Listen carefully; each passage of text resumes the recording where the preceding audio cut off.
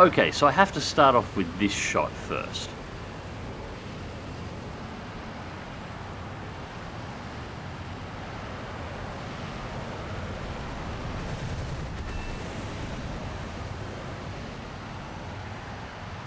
Alright, now let's look at that again in slow motion.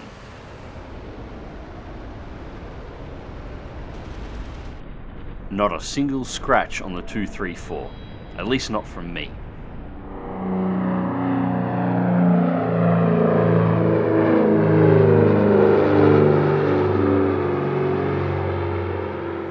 G'day ladies and gents, and welcome back to War Thunder with Mags, and welcome aboard the ME262A1A. This is really the start of the 262 tree, the true 262, not the 50mm one. Now, today we're going to do a defensive flying video. You guys seem to like the last one, so we've got a short one today, and in truth I only have a limited amount of time to make videos today. Normal video length will resume, and in fact we'll probably be getting a little bit longer as of the next week coming. Anyways, first things first, if we're going to do a defensive flying video, we need to get attacked. So, enter the P-80. Now the P-80 is a constant opponent of the 262, and he's managed to get the jump on me here where I was searching for another aircraft, so left-hand bank and into the vertical. P-80 attempts to follow through the maneuvers underneath, rolls through, I duck underneath by doing a half roll. Now the P-80's pilot is not silly, he's pulled the aircraft straight into the vertical, looped it over and then dove back through, but I've been pulling up into the vertical myself in order to kill my own speed. He overshoots, cut back around, and at this point I could have ended this fight, but I aimed poorly. So we're going to have to go into this for a little bit longer, and honestly, it would have been a boring video if I ended it right there.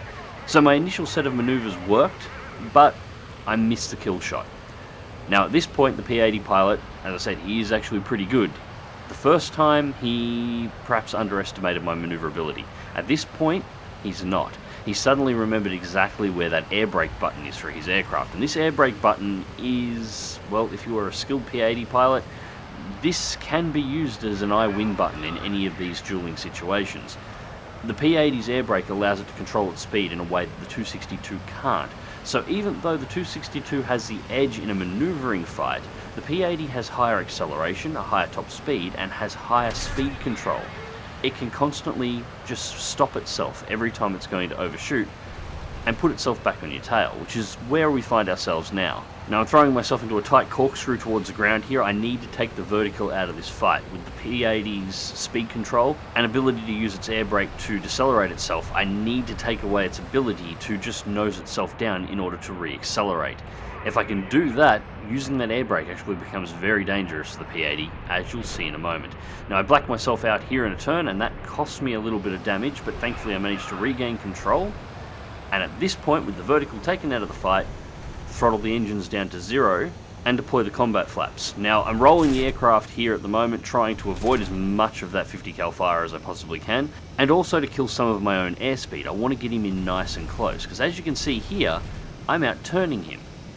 This is because the 262 has a lower stall speed than the P-80. At this point the P-80 has to throttle up, otherwise he's going to fall out of the sky at this point.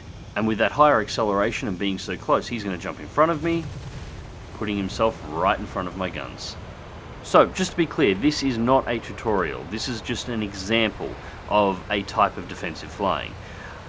Most of this was me getting myself into a bad situation to begin with. I let myself get jumped. My first set of maneuvers was actually really good for defensive flying, but I missed the kill shot, allowing the enemy to get on my tail a second time.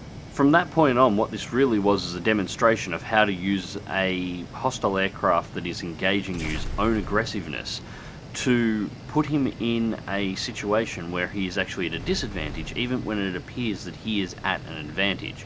For example, the P-80 was behind me. He should have had complete control, but by removing altitude and his ability to rapidly accelerate, and then removing speed, taking the aircraft right down to its stall point, removing the ability for it to use its own air brake as an advantage, put it in a situation where it was going to overshoot. It had no choice. There was nowhere else for it left to go. And if it didn't push those engines forward to overshoot, it would have stalled out and slammed into the ground, as it didn't have the altitude to maneuver or dive away. Essentially using something that very few people would consider to be a dogfighting advantage of the 262, its ability to fly at a very stable rate at an incredibly low speed for a jet, into the very advantage that allowed me to turn the tides in this particular engagement and defeat the P-80. Now, ideally you would never want to get into this situation in the first place, but if you do find yourself in such a situation, always remember there are ways out, possibly ways that you haven't considered before. Anyways, ladies and gents, I hope you enjoyed the video. Thank you very much for watching. Again, sorry for this being a little bit of a short video. I will be making up for that in the coming weeks. In fact, there was a series on a particular aircraft that I spoke about some time ago that will be starting in the following week. Anyways, ladies and gents, fly smart, fly safe, and I will catch you in the skies.